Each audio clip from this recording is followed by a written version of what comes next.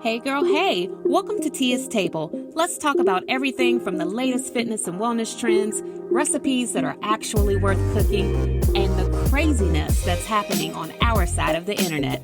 Sit back, grab a snack, and let's have some girl talk. Hey girl, hey, welcome back to another episode of Tia's Table. How are you? How have things been going? Let's get right into what is on my table right now, or what has been and what's about to be. I made Ina Garden's Brussels sprouts pizza carbonara. That pizza was so good. That pizza was delicious. That pizza was definitely not what I was expecting it to be, but I mean that in all of the right ways. The only thing I would have done with that pizza was maybe had it as a flatbread instead, or at least a thinner crust pizza, which, hindsight being what it is and all, I bought pizza dough from the farmer's market because absolutely, yes, you buy that fresh pizza dough like Ina tells you to in her cookbook, and the pizza dough was only $2.70, right? It was only $2.70.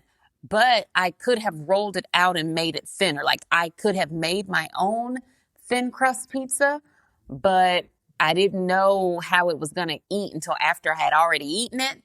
And I said to myself, oh, if I ever do this again, I need to make it as a thin crust. And it would be so much better. So love that pizza. Is that something I see myself making again, though? See, I feel like what you could probably do, because I know they have these in the store where they sell pizzas. If you're able to find a white sauce pizza in the frozen section of your grocery store, I don't know what toppings are probably on that thing, but whatever toppings are on there, let's say you can take them off or you can leave them on if you actually like the toppings, and then just add Brussels sprouts, like shredded Brussels sprouts, to the top of that pizza. That's literally it. And you could also add the pancetta if you want to. And you could also sprinkle a little of that pecorino cheese on there. But do I feel like cooking it from scratch is something that I personally need to do again? And I'm going to go with no, but I did like the idea of the Brussels sprout pizza. And it was delicious. Like, it was great, but I need to figure out a way to have it without having to make sauce and do all the things. But it was good. I give Ina another 10 out of 10 for that pizza recipe. I have also made her kale salad with pancetta and pecorino because, of course, what I've been trying to do is plan it so that when I buy these ingredients, I can make several recipes from that one grocery shopping trip. That kale salad was so good that my husband even ate it. And I am hard pressed to get him to eat anything green that has not been cooked on top of the stove first. I chopped up that kale. I massaged it. I made the dressing, made the salads. I made us some air fried salmon to go with it. And it was perfect, like delicious. I would definitely make that salad again. It reminded me of that Chick-fil-A chicken salad that Chick-fil-A had like several summers ago. It was like that Caesar lemon chicken something or another that was so good. And it had a little bit of kale in it. Now, the only thing they messed up when they were making it and selling it is they were selling it as a kale salad when really it was like their regular romaine with a few pieces of kale mixed in. This was a full kale situation. It was dinosaur kale, actually, which is like a darker, in my opinion, like crunchier kale. Love that salad. We'll definitely make that again, probably without the pancetta though. I feel like pancetta is kind of salty, and it's either because I don't eat a lot of salt, and I don't know if I have shared this here on the podcast, but I might eat bacon maybe like once or twice a year, maybe. But I've gotten to the place now where I kind of just eat chicken sausage.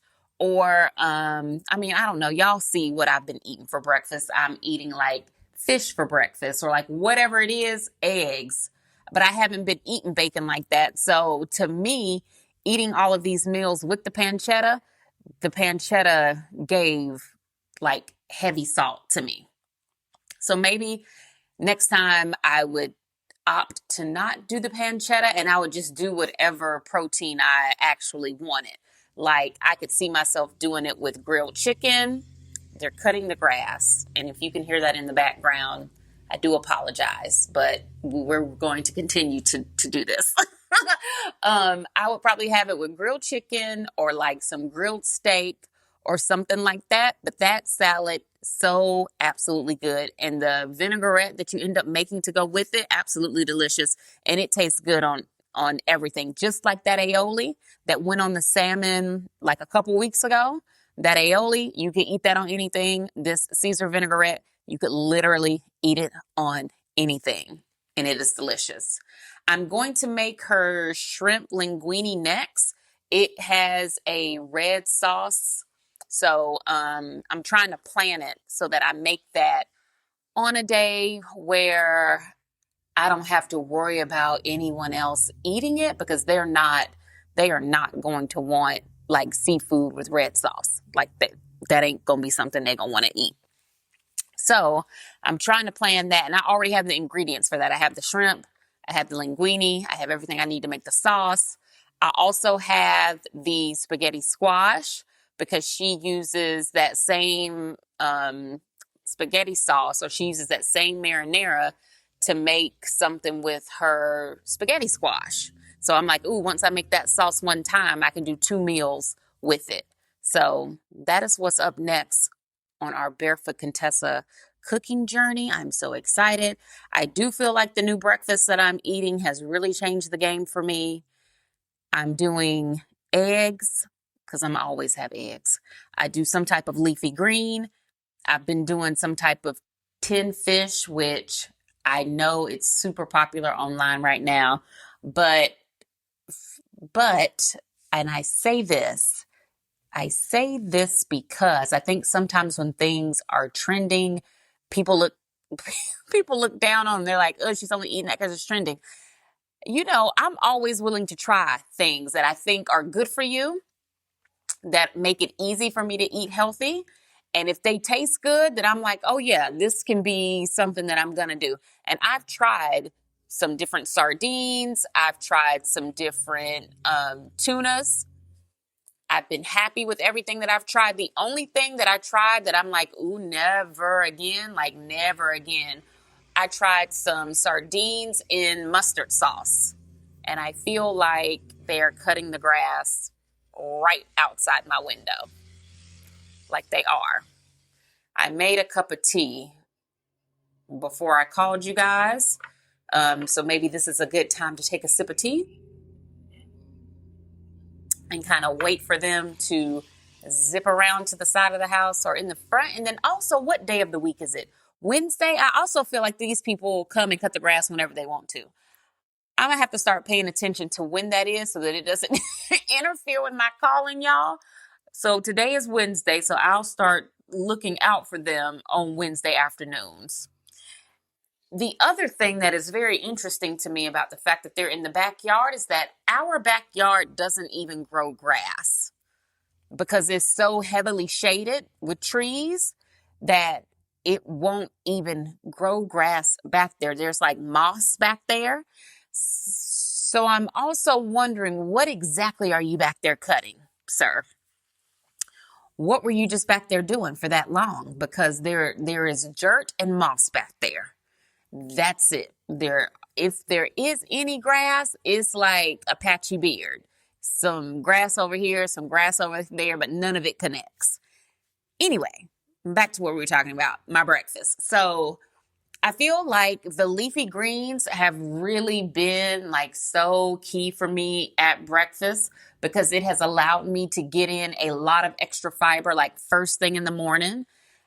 Well, as well as all of the other health benefits that come from eating leafy greens. And I know people are going to be like, oh my gosh, but T, I cannot do that for breakfast. It's too early in the morning for all of that roughage. And I'm like, well, yeah, just think of it as an omelet. Or like if you meal prep, you could make those little omelet muffin cup things, put some leafy greens into those, and then just like pop 2 or 3 of those for breakfast every morning. I don't know. There's a way to do it where it's not like you're chopping up leafy greens and then cooking them every morning. And we can strategize that later. I'm just giving the idea that I've been eating them and I feel like it has made a huge difference on how I feel during the day. It helps get things like going for me. And I have been able to tell like a big difference. So I'm just passing along the information.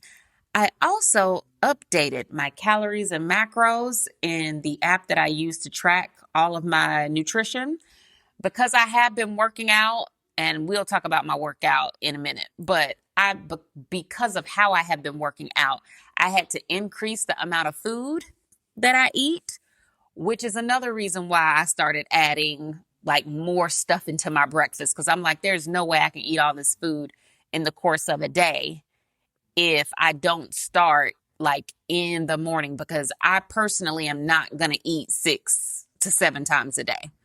Like I'm just not, because you would literally end up being in the kitchen all day if you didn't already have things prepped. And okay, my refrigerator is not a French door refrigerator. Like it is should we call it a twin door? It's like a regular door. You just open that bad boy. Well, I mean, it's 2 of them. It's the freezer side and the refrigerator side. And the refrigerator side gets so full so quick that there's no way I could ever like meal prep and have actual containers of things like in there. So I always have decided to just buy the food, have the food in there. And then when I'm ready to eat it, like I have to take it out and like prepare it. But because of that, I'm not eating 6 times a day because I would spend my whole day preparing food and making food, and I'm not doing that. So I've been trying to be really mindful about loading up on food when I do sit down to eat and making sure that I have at least one snack during the day. One snack during the day, and then if I'm hungry at night before I go to bed and I still have like some calories that I need to eat, I'll have something before I go to bed, which is typically like some type of fruit situation. But anyway, I had to update my calories and my macros to make sure that I'm eating enough for the workouts that I'm doing. So let's go ahead and talk about that before we get into all of the random mess. So for my workouts, I'm still using the Ladder app. I think the last time we talked, I gave y'all a review on it, and I knew it was probably going to be about $30 a month. I went ahead and signed up, and I have been using the Ladder app ever since. Still love the app, still think the workouts are great, but girl, those workouts are something else. Those workouts, like while they're coaching you, they tell you that they want you to be like at failure, or they want you to be like passing out by the end of the 3rd set. And I am almost in tears by the end of the 3rd set for every round of exercise that we do. So I still really love how those classes are formatted. I love the exercise selection. I love still that it's very quiet, that it's just you and the workout and whatever music that you're listening to. One thing that I don't necessarily like about the app, now that I've been using it, is that, let's say, for example, I worked out Monday, Tuesday, and today is Wednesday, which I did. They consider Monday, Tuesday, and Wednesday to be like your priority workouts. Like those are the workouts that they don't want you to miss, right? Okay, and that's great. So you do Monday, Tuesday, and Wednesday. Okay, well then on Thursday, Friday, and Saturday, they still have workouts up there for you to do. But those workouts are not necessarily labeled as a priority. So I guess if you were to do something else instead of the workouts that they have for you, like you would be okay, right? But in the app, once you miss a workout, they basically kill your streak of workouts.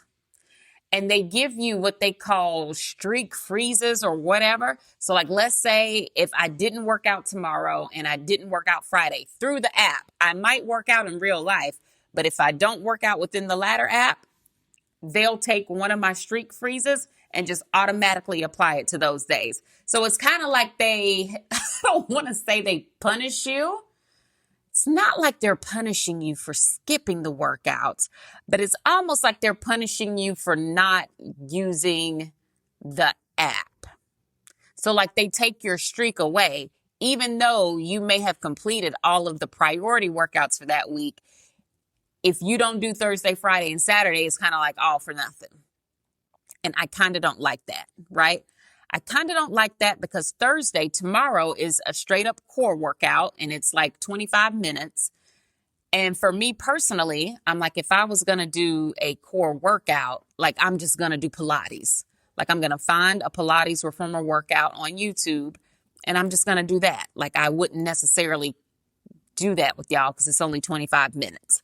I feel like I would get a better workout doing Pilates. So that's number one.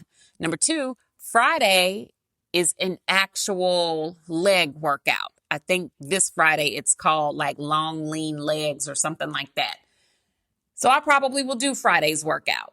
And then Saturday is some type of Pilates sculpt something or another, which I'm excited to try because I haven't done one of those yet. I'm in the Pilates program in that app, but it's really not Pilates. They call the program the Define program, which is supposed to have like Pilates inspired exercises in it. But really, for the most part, those workouts have been Pilates free. Every now and then you might do the 100. Every now and then you might do like a down dog or an up dog or something like that. But that's kind of really yoga. But I mean, I get it. I get what they're trying to do. But yeah, no. So as far as the workout program that I'm actually doing, as far as it lining up with the description of the program, I would have to say that it's definitely more strength than it is Pilates, which has been fine with me because of where I'm at in my own, like I don't want to do and I don't need to do that much core exercise right now anyway. So for me, that's fine. But if I were someone else coming into that program expecting to get what I see online as being like Pilates strength, maybe I would quite possibly be disappointed because you don't do that every single day. Now, on the days where the Pilates is heavy, those workouts are intense. Like my goodness, especially on the upper body days, when you do those workouts, you are in shambles. You are burning by the time that it's over. But on the days where we really don't do much Pilates, it's still a great workout. But if you were looking for the Pilates aspect of it, I could see where you would kind of be like, womp, womp. This is not what I wanted to do. So I don't know. I share that just to give a bit more of a well-rounded review of the app now that I have been using it before. I'm excited to keep using it and making my way through this program that I'm in because I can definitely see the results of it between those workouts and the way that I've been eating. I feel like I'm just in a really good zone right now. And for my workout, which I know every day I share my bike ride and I share my strength training on there so that, I can keep that page active and like all of the things and hopefully encourage people to move their bodies, whatever. And that's great. I don't mean whatever, like whatever. I just mean whatever, like I'm doing it, right? I guess what I will share with you here on the podcast, but what I probably will not put online is that, like I'm doing way more than that. When I tell you guys that I really meant it when I received what that Kroger auntie said to me, I received it.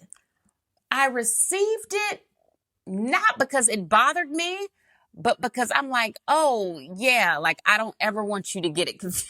I don't ever want you to get it confused. Like I am really her. Like I'm passionate about working out and doing all the things.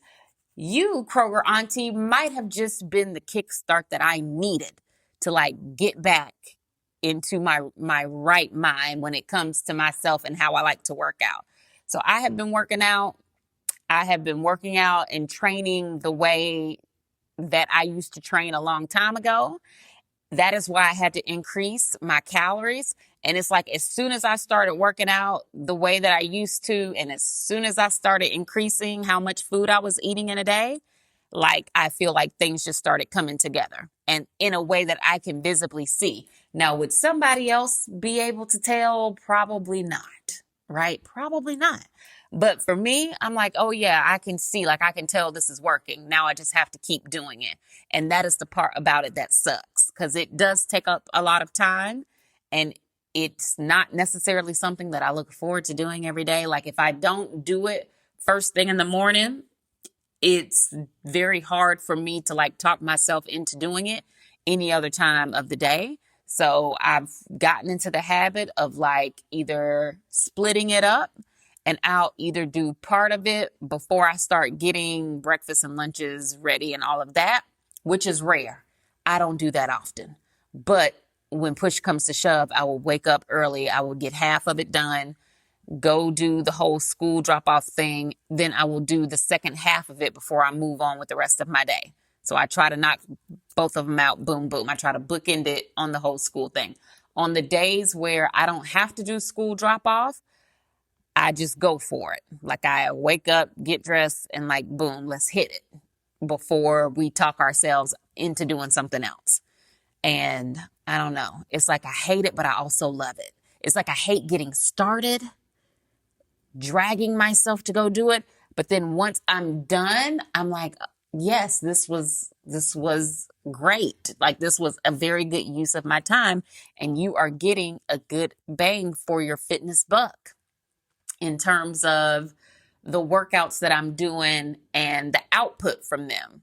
So I really love it. I think something that has helped me out a lot is getting back to the basics, like my little barefoot Contessa thing, is getting back to the basics of having a traditional workout format where you have a true isolated warm up.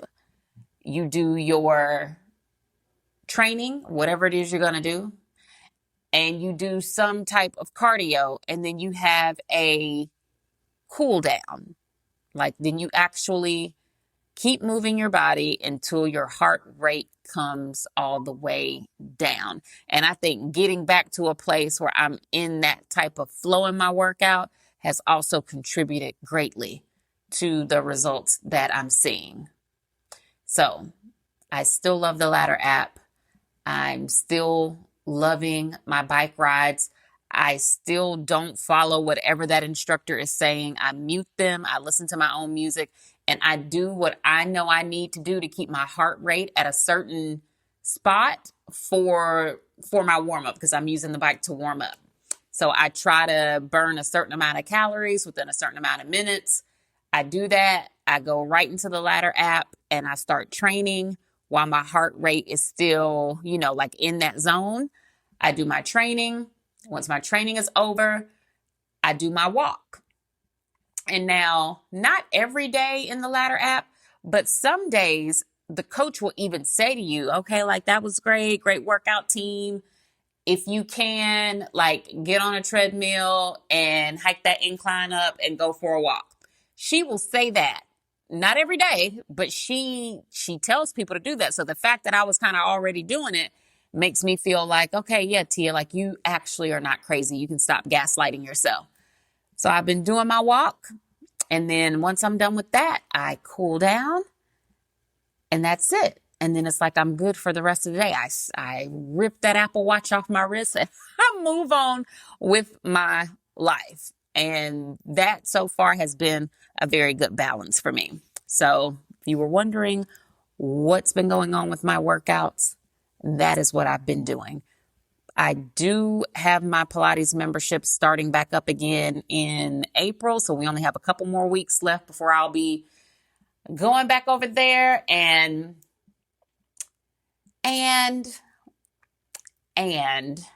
what I think about that is I have looked at the schedule for over there And of course, I told y'all my favorite instructor, she's not there anymore. They moved her to a different studio. My other favorite instructor, based on what I saw on the schedule, she's teaching in the evenings. I will not be going over there in the evenings. So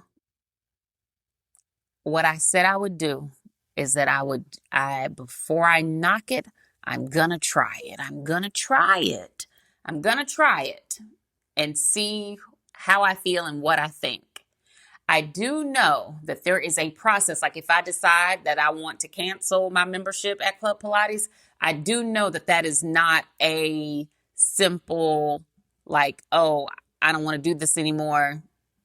Like take me out of the membership. I do know it's not that simple. I think there is some type of like notice you have to give them, or like there's a process. And from what I have seen online, it's not a pretty process. Like you almost dang near have to fall out with them people to not be a member over there anymore. Hopefully that will not be my experience. I'm hoping, but this is what I have heard. So before I even push that button to cancel, I want to make sure that that is what I want to do, just in case we end up falling out. You know what I'm saying? And I don't want to fall out. Like, I don't want to fall out because, like I said, that is the only reformer studio close to me.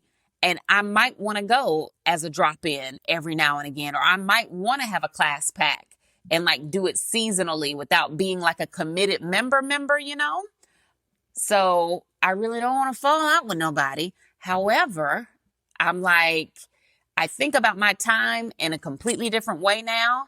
I'm like, and if this is not doing what I needed to do, or if I think I'm getting better somewhere else, that is what I'm going to do. And to be quite honest with you, right now, I feel like I'm getting really good workouts at home. Really good workouts at home. And that is not even with me incorporating my at-home reformer. Like I haven't even done that yet. I'm still waiting for my surgeon to say she feels like it's been enough time and I don't have to worry about the hernia thing. But as soon as she says like, hey, I think now is good. Oh, I'm definitely going to be giving my at-home reformer the business. And once I start doing that, I foresee my schedule being the Ladder app Monday, Tuesday, and Wednesday. On Thursday, I see myself doing Pilates instead of what their core workout is. I see myself on Friday, to be honest, either doing what's in the Ladder app because it kind of switches up on Fridays. This Friday is a leg thing, but I'll either choose what's in the Ladder app or I'll do just straight up cardio on Fridays.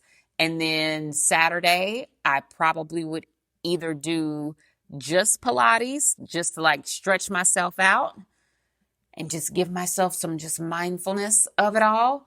Or I would do just the bike ride, but like nothing that's going to have me working out forever and forever. Like I'm trying to reclaim my time on the weekends. And then on Sundays, I don't work out. So we'll see what happens with that. But that's where I'm at in the whole workout of it all.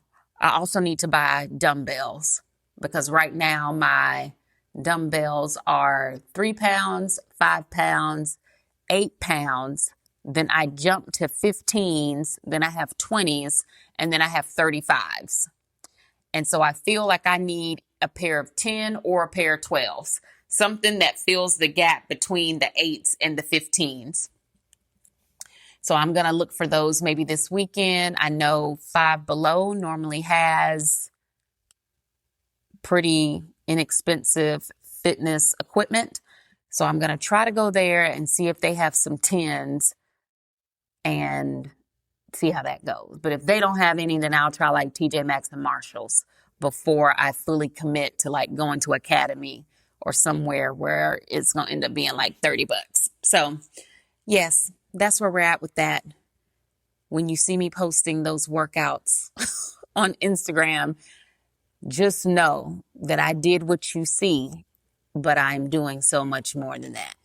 Because let me tell you, that treadmill eats me alive every day because it's at the end of all the stuff I have already done.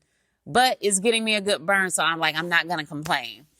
Not going to complain because today I have on jeans and I haven't really been able to wear jeans like that since the whole big to-do, you know? And so now that my wound has healed and a lot of my swelling has gone down, the other day I was like, oh, well, let me just try wearing jeans and like see if it's going to be uncomfortable, see if I can do it.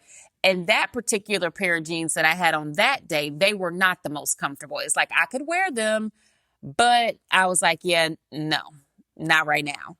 These jeans that I have on today are giving me all the confidence. They feel really good. So I'm like, yes, girl, you just need to stick with the workouts because it's doing what you want it to do. So let's talk about some stuff. Some of it happened weeks ago, but girl, give me a little grace. Give me a little grace because y'all know I always have intentions on calling y'all and then stuff just be happening. Stuff just happens. Like one day I was going to call y'all and I got sidetracked. Well, first of all, doing all this barefoot Contessa has me a little sidetracked. Number one. Number two, I was talking to my husband about some kind of way we got on me teaching fitness classes again.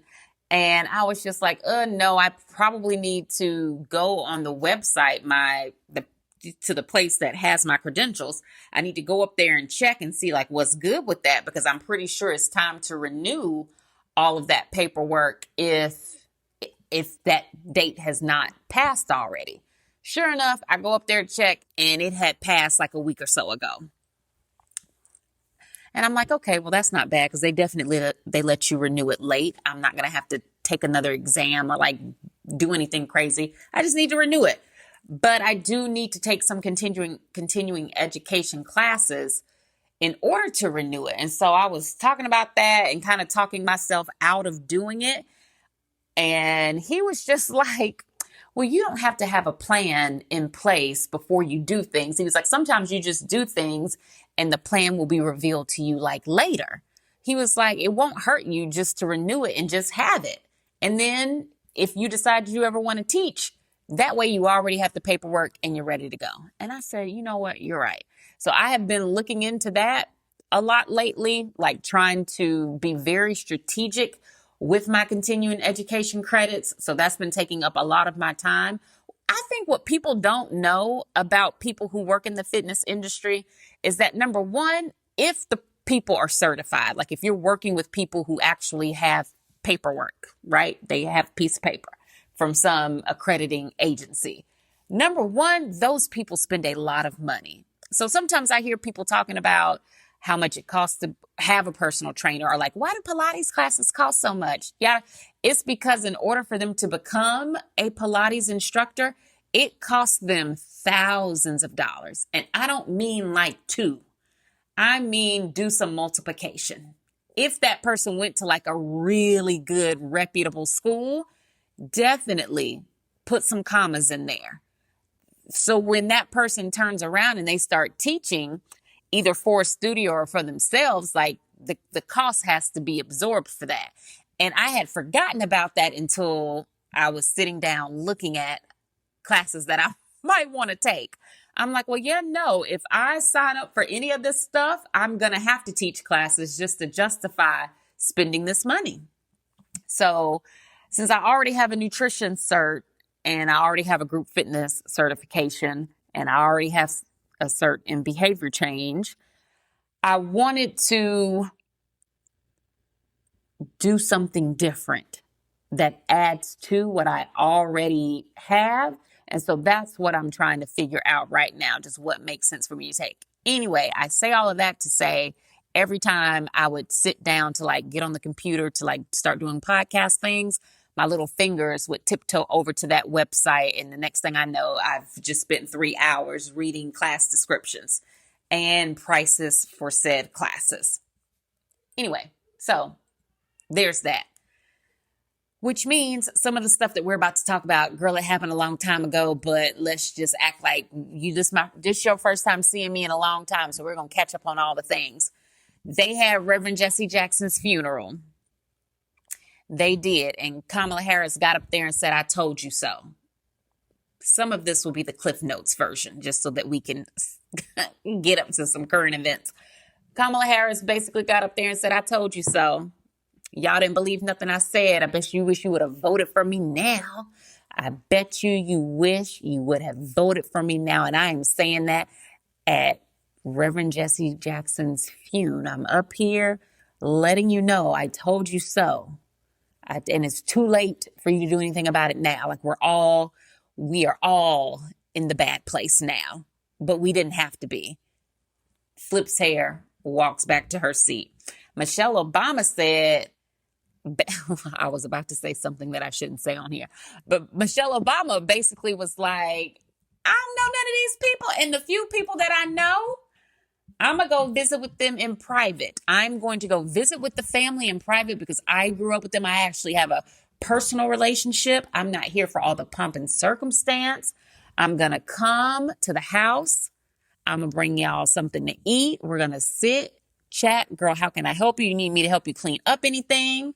Which I know they have people that do that. But you know what I'm trying to say. She's going to go do the sister girl thing. And she said, but that public presentation of mourning, no, Barack, you can keep that.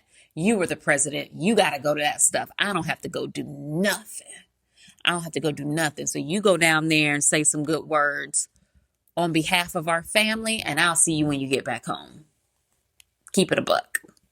And that's exactly what he did, and that is what she did.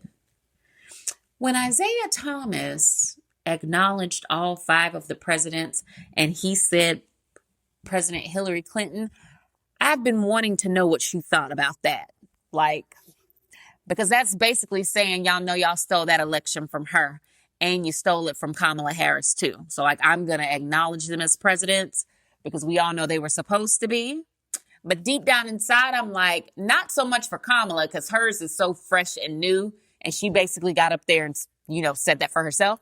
But for Hillary Clinton, I'm like, oh, I wonder what she thought about that moment. Because he said President Hillary Clinton and President Bill Clinton. And then I'm like, well, I wonder what Bill thought about that. But I'm like, I don't know, Bill. I don't think we care about what you think anymore. Because your name was dropped in them files.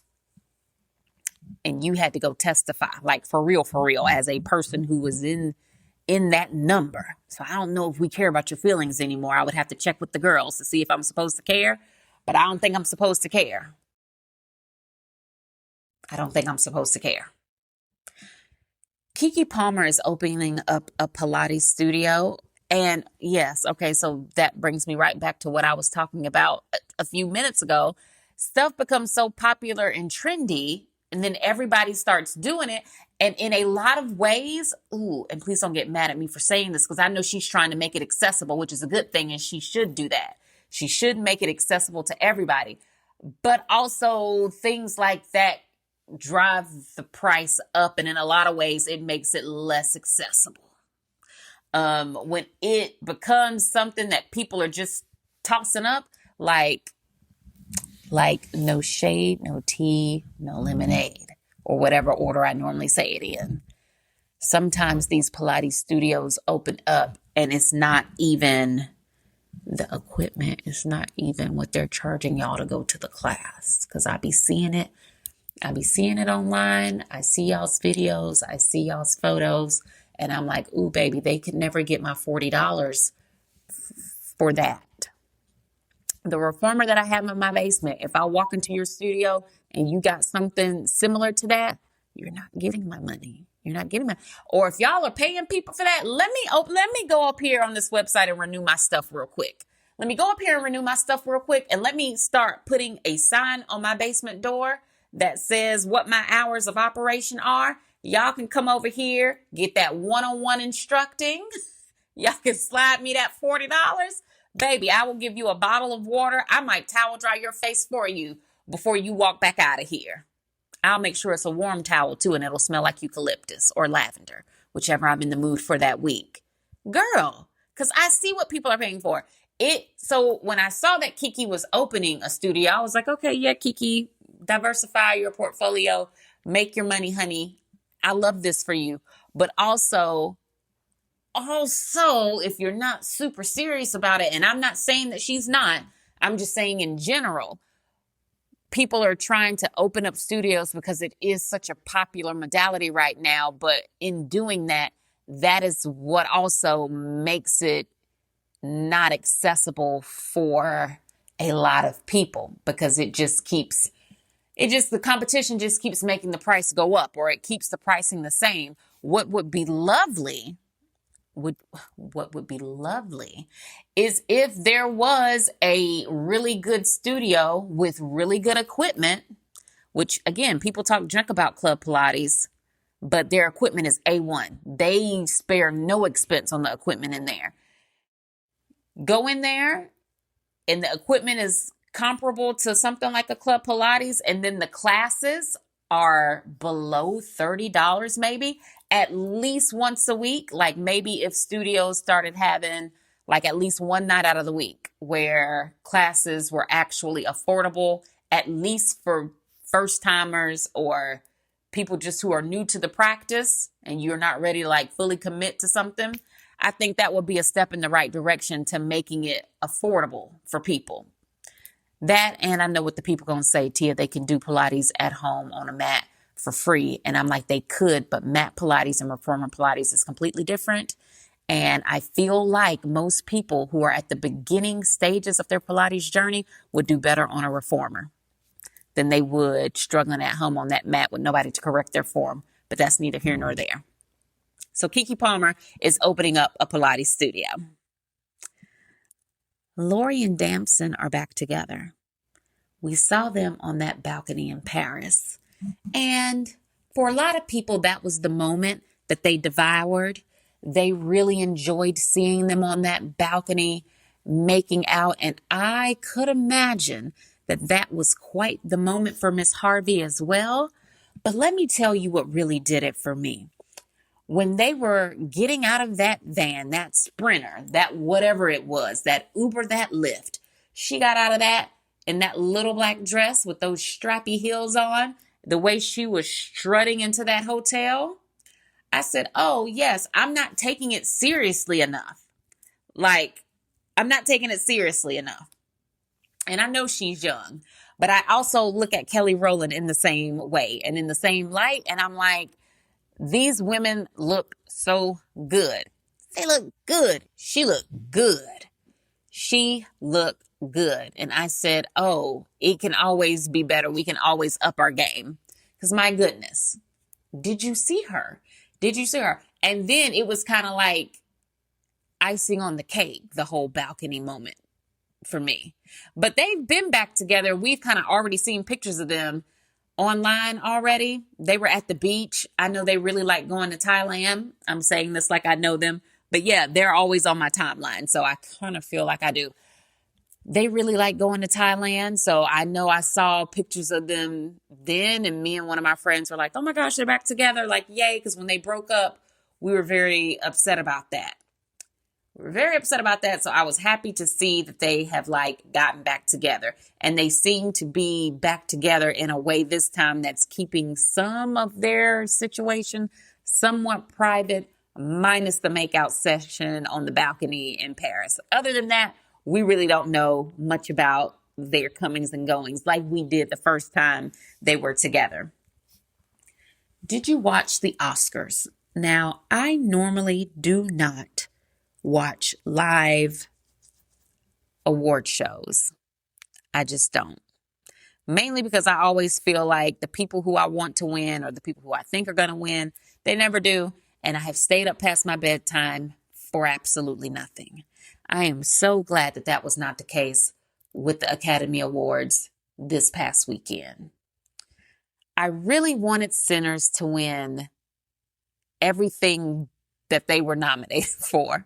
And I know that's a biased thing to say, seeing as how I did not see any of those other movies. I did not see one battle after another, even though it has Tiana and even though it has Regina Hall. Regina Hall being one of my favorite actresses. I didn't watch one battle after the other because in the trailer, I saw Tiana with a big pregnant belly shooting that machine gun. something about that just didn't sit right with me. Not in a bad way, just in a this probably won't be for me kind of thing. And then as people watched the movie and people started talking about it, and I kind of got a feel for what that movie was about, I was just like, yeah, no, I don't think that's going to be for me. Because it's hard for me to watch movies like Django, another great film. I'm just never going to watch it again. Movies like 12 Years a Slave, definitely not doing that.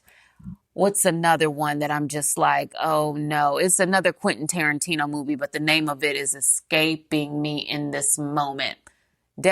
Sometimes it's hard for me to watch, and please don't hate me, but sometimes it is hard for me to watch The Color Purple because I get that mad with Mister. I can't.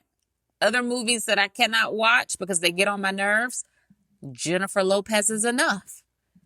I don't want to see that man beating on her and her having to fight him like he a dog in the street. I don't care that she ends up being successful in the end with it all. I don't want to see it. And I feel like one battle after another would have been that. Like I don't want to do it. So I didn't. Sinners was such a great movie. I feel like it was groundbreaking in so many ways. I feel like it was so creative. It was original storytelling. And I feel like because they won original screenplay and because it was original, and I feel like because of all of the science that went into that film and how he ended up teaching the audience so much about the science of cinematography, that I feel like he should have also won Best Director. And if that had happened, then it would have been a no-brainer that he would have won Best Picture. Now, I don't know nothing about Maya Rudolph's husband. I don't know nothing about that man. I don't know any other movies he's made. I don't know his name. I just know he has this movie right now with Regina Hall and Tiana Taylor and Leonardo DiCaprio and Sean Penn. That's what I know. And I know I didn't watch that movie. But what I do know is that there's no way possible a movie that was adapted from something else was more creative than Sinners. I just don't believe it that movie should have won over something that was original storytelling that was made in so many different formats so the audience could enjoy it in so many different ways. The historical storytelling, the history lessons in general, like I don't know, but they're going to do that every time.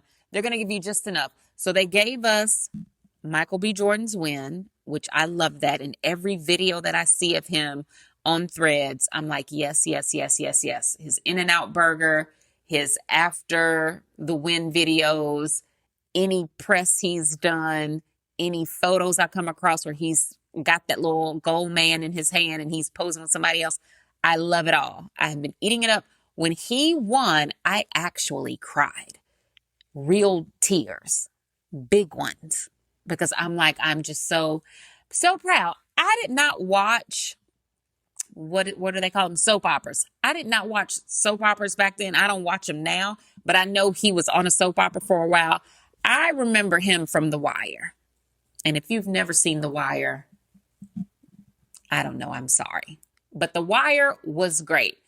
He is on not the first season of The Wire. If I'm not mistaken, his character doesn't come until after the first season.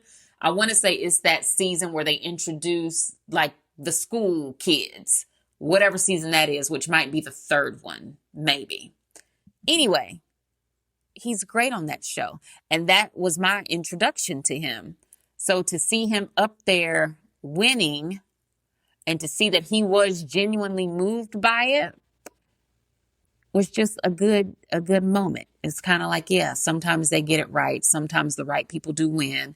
Not all the time, but sometimes they do. And when they do, you just have to kind of enjoy it. So I was so happy for him. I was very happy when Ryan Coogler won. I really wanted them to win that other award, though. Whichever award would have given his wife a trophy, I really wanted them to win that. Zinzi is so beautiful. Zinzi's face is like, I don't know, like one of the most stunning faces, I think, in Hollywood right now. She's gorgeous. And I like the fact that it's like a quiet gorgeous. I like the fact that she's like not hooting and hollering all over the place. And she's kind of like relaxed in her, like in her success. And let's be frank, in all that wealth. I love it. I love it. She really does give me the same thing that Savannah James gives. Like, yes, I'm the one that's actually running all of this. Yes, I also happen to look like this while I'm doing it. And I know that's hard for a lot of people to take in, but it's the truth. We almost come to accept it. And this will not be the last time you see my intelligence or my beauty in this venue. Like, I will be back at the Oscars. I love that. But like, he gets up there and he talks about his wife and how it's really her and she is a huge part of all of their projects, but that she just really doesn't care to be up here in front of y'all like that. And I love that. It's kind of like, yeah, I want to do the creative stuff, because isn't that how everybody is? I want to do the creative stuff. I want to do my projects. I want to do my podcasts, but I don't know that I really want to be out in front of the whole world in a way that keeps me from being able to go shop for my own stuff at Costco. Yeah, Zinzi, like, girl, I get it. Let the people know who you are, but they don't really know who you are. You know what I'm saying? So you can still float about through life somewhat. Maybe not so much anymore, but I'm sure before the Oscars, she probably could dip and do a little bit without all of the commotion and the entourage. Maybe not so much anymore, but before. And I love that for her. Misty Copeland was at the Oscars and she danced in front of, what is his name? Timothy Chalamet. She got up there and she danced. She twirled with that new hip, or that hip's new situation. And you would have never known she had hip surgery. She looked great. Those legs look like they belong in point shoes. It's like she retired. She fixed her hip. That boy popped off at the mouth and she was like, oh, Sinners is doing a big production at the Oscars. Do you guys need a ballerina? I would like to bring me and my new hip to the show. Because I know you guys think that the ballet is on the outs. I know you think that no one comes to see the ballet, but I'm here to let you know, as the first Black principal ballerina of American Ballet Company, all I do is sell out shows. I can't speak for the other ballerinas, but as Misty Copeland, all I do is sell out. Every time these toes are on point, it's a sold out house, bruh. And what did he win on Sunday? Nothing. Absolutely nothing. Absolutely nothing. One thing about the Oscars is that I didn't think any of the bits were funny. Like, not one. I don't recall laughing at any of them. And to be quite honest with you, those bits were so bad that I thought to myself, actually, the Oscars needs to take a note from the Grammys. You know how the Grammys gives out a lot of their awards, and maybe rightfully so, because it's music and it's more awards to give out. But they give out a lot of those awards off camera. They only give you like the major players during the actual televised award show. And I feel like the Oscars needs to do the same. Sorry to all of the people in the end credits that also win Oscars. I'm sorry that I'm saying you should not be on TV, but there's no reason for that show to be almost 3 hours. There's no reason. There's no reason, because I almost didn't make it to Best Picture. I almost didn't make it. And while I think all of the awards are important, everyone deserves recognition. Maybe they could start doing some type of pre-show brunch or something the day before, where some of those people get recognized in front of their friends and family and people who know and care. But for the televised show, I'm like, give us Best Actress, Best Supporting Actress, Best Actor, Best Supporting Actor, Best Director, Best Animated, Best Original, Best Adapted, Best Director, Best Picture, and maybe Best Costume, and maybe Best like makeup and hair or whatever that is they do. And maybe Best Soundtrack or Best Sound, Music, whatever. And just hold it right there. Just hold it right there. Everything else, yeah, y'all can give that to them off camera. And it's not because we don't care. It is not because we're not into the arts. We appreciate it all. We are entertained by it all. And we know people deserve the awards that they get. But you don't have to play all of that on TV. Y'all need to shorten that award show. It needs to be 2 hours max. 2 hours max, because it's not funny enough and it's not entertaining enough. That Sinners performance really did save that show.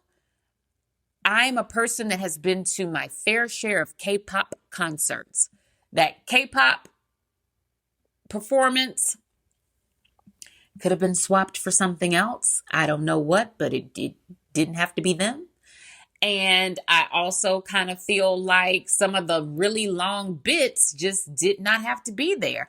And then also the Oscars fume that they do right in the middle, so that we are all remembering those that have passed within the past year.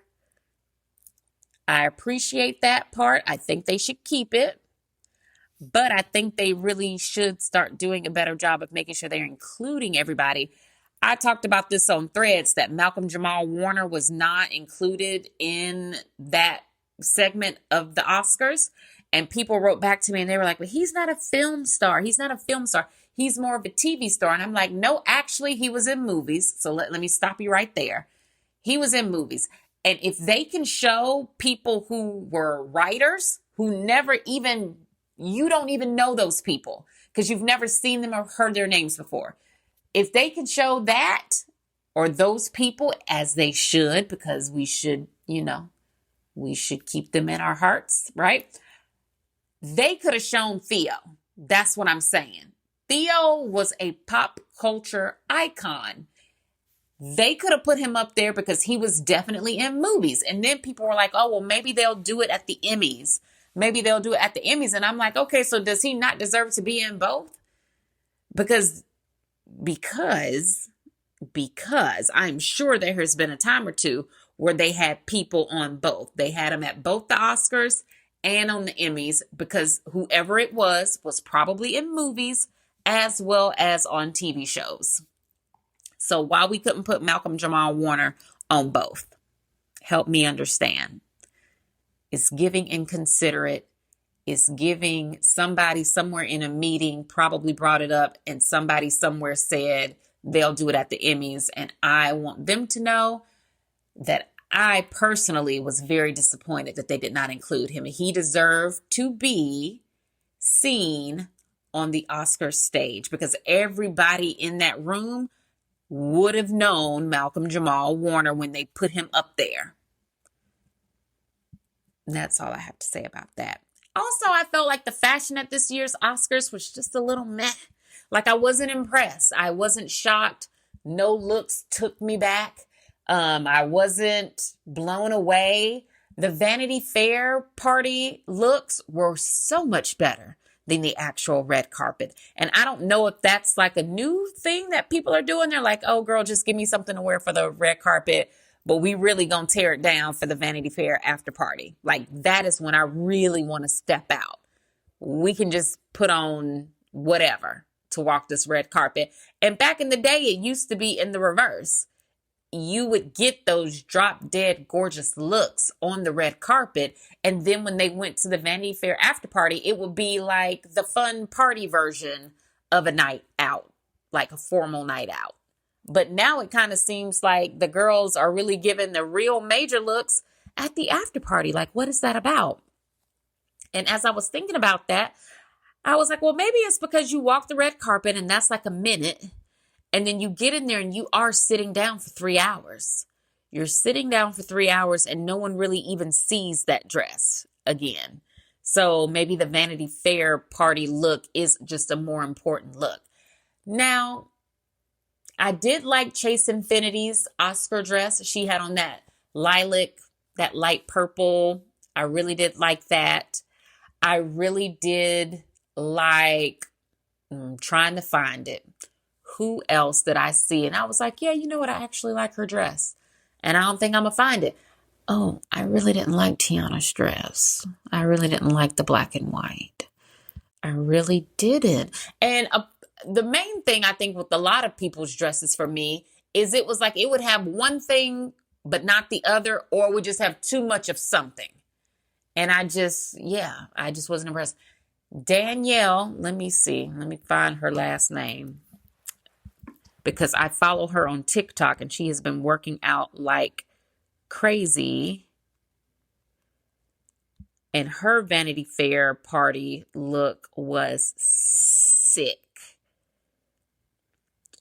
It was sick. Oh, look at Kinta at the see. Yeah, these Vanity Fair looks were so good. Danielle Brooks, that is who it is.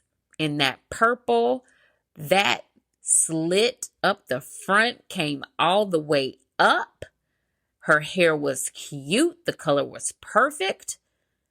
I mean, she looked good. The makeup was perfect. I like this way more than I like what she had on the red carpet for the Oscars. That gold futuristic whatever it was, that look wasn't for me, which obviously it wasn't for me. It was not for me literally. But no. No. And I feel that way about the majority of the looks. Regina Hall looked beautiful in a yellow. At Vanity Fair, Queen Latifah had on a pretty rosy number with like a cape. Her wife also was stunning in like a black. Who else did I really love? Misty Copeland. I tried to click on something and my phone started doing too much. Misty Copeland looked very beautiful in like a sexy black. Ooh, Simone Ashley might have had my favorite look of the night in that metallic silver with the leaf detail going over that one shoulder. Oh, she looked great. She looked great. And I don't know what type of movie she's about to be in, but oh my gosh, she looks amazing. Zendaya has been wearing a lot of white, and I think she wore a dress that she wore to the 2015 Oscars. I want to say she wore that to the Vanity Fair after party on Sunday, but it's the same dress she wore to the actual red carpet back in 2015. Number one, oh my gosh, you can still fit that dress. Number two, well, of course she can. But then number two, she's been wearing all of this white. And I don't know if that's because that's her like subliminal way of saying like, yes, I got married. Or if it's to promote the movie that she's in where I think she gets married in that movie. Or she's in a relationship in that movie. I don't know. But she's been wearing a lot of white lately. Like for everything almost. And I think that's just kind of funny. That she's kind of saying like, yes, I was a bride. And this is as close that you're ever going to get to seeing me in something that looks remotely bridal. Let's see. What else did I have down for the Oscars? I think that was it. My best friend came to visit me. We're like family. So it's kind of like, your family is coming. And I love that so much because typically when people come to visit, you know how you feel like you're all in a tizzy, like, oh my gosh, I got to do this and I got to do that and I have to have all the things. Not with us. She told me she was coming to visit and she was like, girl, you don't have to do nothing. You don't have to do nothing special.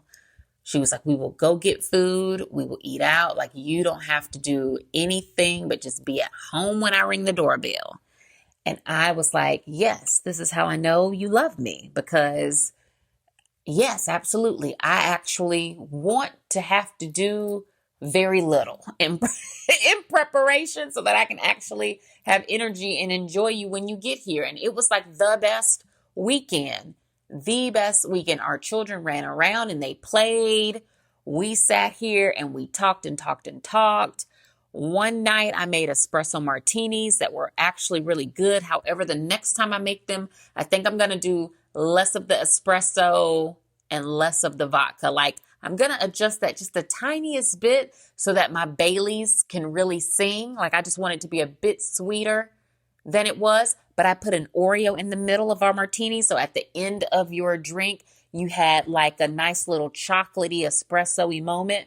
That was good. What else? We got Mexican food. I don't know. We just kind of sat here and just hung out the way I'm sure we would if we actually lived in the same place. Every time she comes to visit me or I go down there to visit her, I leave that thinking like, oh my gosh, we really do just need to like smush our two houses together. Like, if I could just take my two fingers and pinch her house and my house closer together, like I would. And it always reminds me, I'm like, this is what my life is missing. That right there, that what I had that weekend, I'm like, that is what my life needs more of. It needs more of that familiarity, that friendship, that really good sisterhood where you don't have to do anything special. Like, yes, girl, you want to come over here? There are going to be dishes in my sink. I'm not going to put on makeup. Like, ooh, you want to go get something to eat? We don't even have to get super cute. Let's just pull these heads back into cute little buns. Let's put on leggings. Let's wrangle all these kids and let's just go. More of that. More of that in my 2026. So now, quite naturally, I'm trying to figure out when I can make my way to where she lives. We're about to have basketball season. Spring ball is about to start. But as soon as spring ball is over, I'm going to be trying to figure out how I can either, number one, have like a girls' weekend, because that would be fun to have that same weekend minus the children and the husbands, even though, you know, our husbands are great and they get along with each other. Sometimes it's just better when it's the original two that started it all. Am I right or am I wrong? So I'm like, yeah, something. We've got to do something, because I'm like, absolutely, yes. That made me feel so good after the weekend was over, and it really did recharge me. I feel like I have been working through a lot of feelings as I have been recovering and healing from this second surgery. And the more I kind of like work on how I feel and try to like process the feelings, a lot of them were not good feelings. A lot of them, I think the anger that people were looking for me to have back when everything first happened, and I didn't have it, I think, because I was in shock. I think it is just now starting to surface now that I'm better and I like go to do things and I can't necessarily do them, or like we might go out to eat, or I might want to have something and I'll have something and it will literally make me sick for the next 2 days. Or I don't know, like my life is just different now, and I really don't share a lot of that because I don't like to complain. But I say all of that to say I have now come into a greater understanding of how important it is to have things to look forward to. I'm like, you have to have things that you look forward to that make you happy, that bring you a sense of joy and a sense of peace. And doing things like what I just did this past weekend, the fact that I was looking forward to her and her family coming. We had a great time. You know, of course, quite naturally, sadly, they had to go back home. But I'm like, okay, so now I need to plan the next thing. Like, I need to always have something that I'm looking forward to with that same level of excitement. And I don't have nothing right now. I mean, I guess right now the next thing that I know of is taking our kids to the beach over the summer. But that's like a kid's vacation, and everybody knows about those. Is that really a vacation for the parents? I doubt it. I don't think so. I don't think it is. Do I enjoy creating those memories with my kids? Yes. Do I leave those trips feeling renewed and refreshed? No. So I want to plan something or have something that I'm excited about and I'm looking forward to, because I completely understand that in a new way now, in a new way. So I know she listens to this podcast. Muffin, girl, I had a blast. Love you deep, girl. And I cannot wait for us to hang out again soon, possibly with or without all of those children, even though they're cute and we love them. I have been watching The Murdoch family documentary on Netflix. If you haven't seen it, girl, I didn't know. I didn't know that these people were the real life Succession. I had no idea that that show had been based off of this family. If you have not seen it, go on Netflix and watch it because it's a lot. It's a lot to take in, and I can't believe they do each other like that as a family. But yeah, I guess when the money gets good and the business gets big, that really does become what you protect the most. And you don't really worry about protecting your children when it gets to that. Not only that, but I did not know that man had that many kids by that many different women. People never talk about that. People never talk about that. And that man that lives in that White House, I don't know if he lives there or not, but he's supposed to be. Him, why doesn't anybody ever talk about that? And I mean, I don't know, we talk about that, but when I was watching that Murdoch documentary, he was even in that. And I'm like, see, whenever I'm watching a documentary and it's about the evil doings of somebody, and that man pops up in all of these documentaries, I'm like, he is no good. He is no good, and he's never been any good. He's literally always in the background of somebody else's very bad, no good day story. And he popped up in the Murdoch story. If you have not seen that documentary, watch it so that you can be disgusted and amazed all at once, just like I was. The last thing he told me with Jennifer Garner is continuing to be the good TV show that it is. I feel like they always leave you hanging in the perfect way, and it makes you excited for the next episode. If you still haven't seen that show, it is in season 2, and I think we're on episode 5 now. So you could actually do a really good binge watch of it if you're that kind of person. And also, someone shared with me after I shared that I watched the show, that show is actually based on a book, and I'm sure the books are better. And I want to say she said that so far the books have been in line, or the show has been in line with the books. So this might also be the rare occurrence when the show actually does the book some type of justice. That's what I'm getting. If you have not started watching it, it's on Apple TV. There are a couple different crime stories that I'm going to watch that are on Hulu. They're documentaries. One of them is about a woman who escapes prison, and she's gone for I want to say it's 100 days or so. It's a documentary about her. And then the other one is about 2 teenage boys that filmed and kind of documented them acting out a killing of one of their fellow students because they were inspired by the Scream movies. So I'm going to watch that too, because they actually interview them from prison. And I would like to know what were you thinking? What were you thinking? Did you not think you were going to get in trouble? And where was your mama? That really be what I want to know. Where was your mama, and how come your mama didn't know that you were up to something, or that you were the kind of kid that basically needed to stay home? How did she not know? And where are your parents right now? Because sometimes I feel like when kids get into these types of situations and they get in trouble, I really do feel like parents need to start being held accountable for that. And I know the parents aren't the people that commit the crimes, but I also kind of feel like if your kid takes the life of another child, you need to be held accountable for that in some way, because you should have been watching your own kid. I feel that way also about the little girl who died after getting off the school bus and her and another kid got into a fight. That story, long story short, goes the little girl had just moved to the area. She had been getting bullied by whoever this other student was. They get off the bus. The bully is, I guess, telling the little girl, I'm about to beat you up. I'm going to fight you. The other girl is defending herself. If you come over here, yeah, I guess we're going to have to fight, because I'm not about to sit here and let you beat me up. They fight. During the fight, the little girl falls back and hits her head on the concrete, ends up going brain dead in the hospital and dies.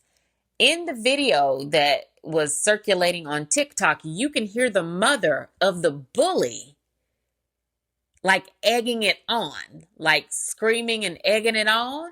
And I forget because I'm 42. So I forget that there are parents out here that are younger, but we might have kids the same age, you know? And so I'm like, ma'am, when you saw them fighting, was your gut inclination not to run out there and yank your child up and make her go inside? Why would you be encouraging her to beat up another kid? Because if I'm sitting in my house minding my own business by looking out my blinds to see what's going on in the cul-de-sac, and I see some kids fighting, they don't even have to be mine. I'm going to open my door and scream at them and tell them to break that mess up, or I'm going to call the police, like, go home. Because what are you doing? Somebody can actually get really hurt. And then what are you going to do when somebody gets hurt like that baby got hurt and now she's gone and her family doesn't have her anymore? And so what kind of future does that now give your daughter as well? Because now she's a murderer, like she's killed somebody.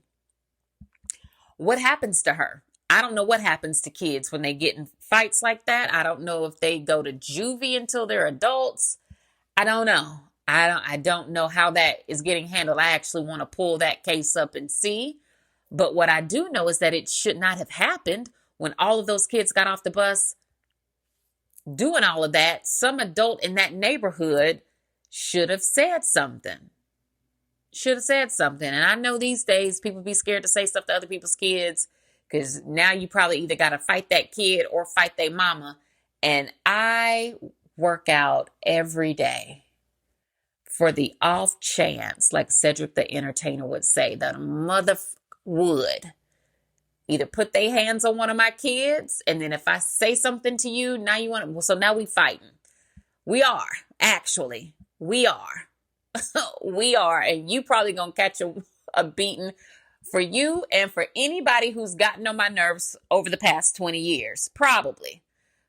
So it's just the safer thing for you to do than to go home. Millennial parents, we don't play that.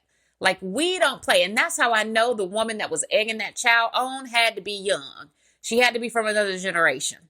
Because you think you're going to be doing that to my kid? Oh, baby, I am outside in my robe and my house shoes. Like, oh, it really is the WWE out here now. It is. It's Mike Tyson versus Evander Holyfield. And I might bite your ear. I just might.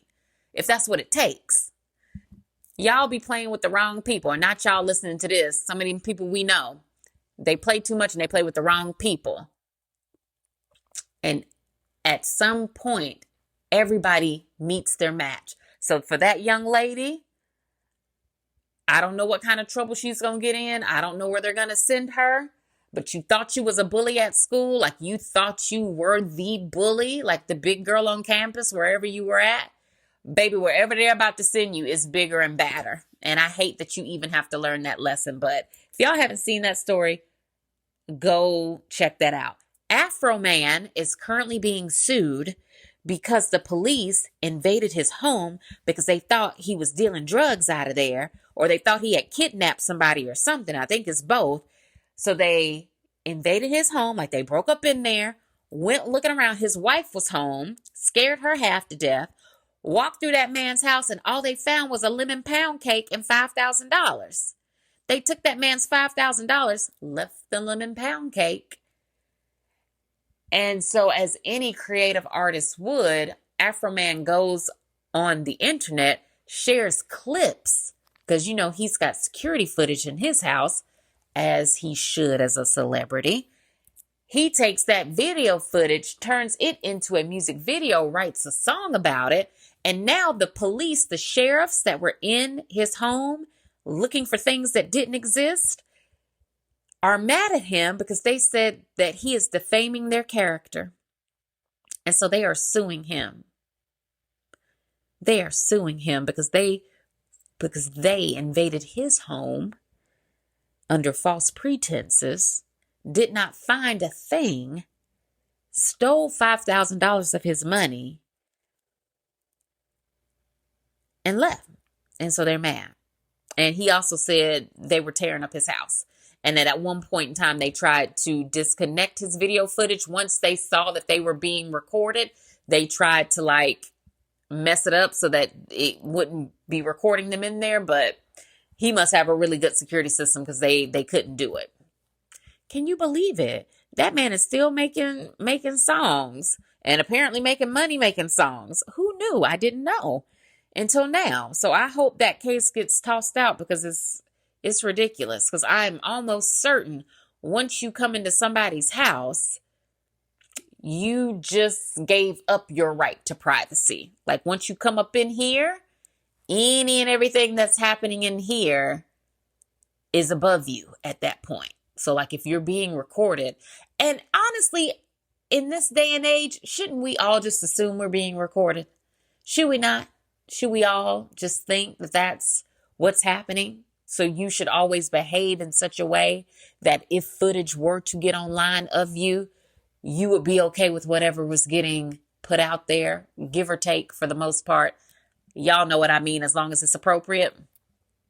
We should all just assume at this point. So I don't know where that case is going to go, but hopefully the judge tosses it out. But my hopes are not high because in the clip that I saw yesterday of Afro Man giving his testimony, that judge really was kind of leaning towards the sheriffs. The questions he were asking, and Afro Man was eating him up. So if you haven't seen any of that, go look for that online because I feel like it really is important news because what it shows is you can get accused of doing something that you're not doing. They can come bust up in your house. They can tear your house apart because they did. They really broke his front door. They broke the gate to his property. They actually damaged his property. So they can leave you with all of these damages that you now have to pay for. And at the end of it all, they don't find anything because you were innocent to begin with. They steal some of your money and now they're suing you? No. But we'll see what ends up happening with that case. I don't know. Nicole Kidman has a new show on Prime where I think she is a forensic scientist or she's something of the investigative nature, like she's a detective or something. I love Nicole Kidman. I'm going to watch that. And I'll report back if it's worth other people watching it too. Gaslit by My Husband is a true story that is currently airing on Netflix. Let me see if I can get the description. In this film, inspired by real events, a masked intruder attacks the recently divorced Morgan in her own home, and her ex shows up just minutes after. Yeah, so I don't know if that really... But apparently this came out in 2024, but it's new to Netflix, and it's actually the #1 movie on Netflix right now. So I'll watch that, and I will also report back.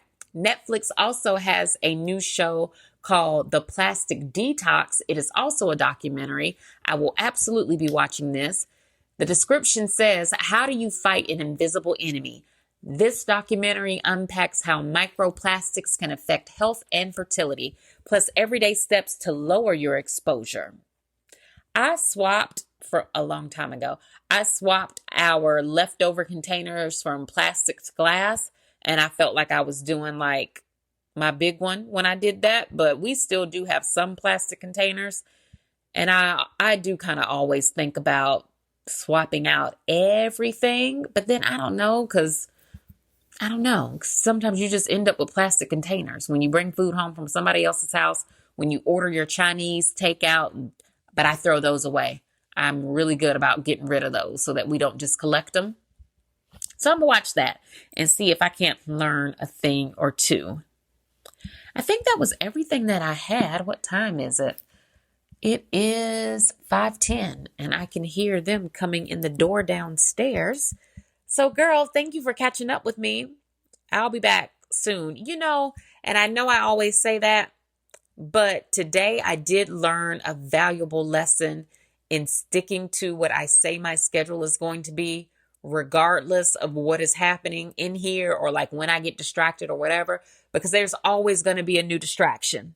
There's always going to be something that pops up. Like the other day we had parent picnics at school. Oh, then today I went and had lunch with my dad. Like every day there is something that pops up, and it keeps me from staying on schedule with this. But I need to stop doing that. I need to stop like pushing this to the right when things pop up. And I need to stay on schedule with this because I really do enjoy doing it. It's a great creative outlet for me. And I appreciate everyone listening. And I appreciate when y'all chat with me about the stuff I get up here and talk about. So, yes, girl, when you're out, compliment a woman, say something nice to her, make her day, make her smile. Don't compete, don't compare, don't complain. What God has for you is for you. And never knock another woman's hustle. I promise I'll be back next week. And I really do mean it. If I'm not back up here next week, somebody message me and be like, girl, you are not who you say you are. Something about people saying that to me really lights a fire under me. I might get a t-shirt that says hashtag Kroger Auntie. Because really, all respect to that lady for snapping me back into part of myself. If I ever run into her again, I'm going to tell her that, because I also believe in giving people their flowers. She's going to think I'm a crazy lady. She's going to think I'm a crazy Kroger lady. But she really don't know what she did for me. And that's why I always say compliment somebody and talk to them, because you never know what you're going to get from that exchange. So, yes, I will talk to you all next week. I hope you have a great rest of the week and a fabulous weekend. Love you, girl. Bye.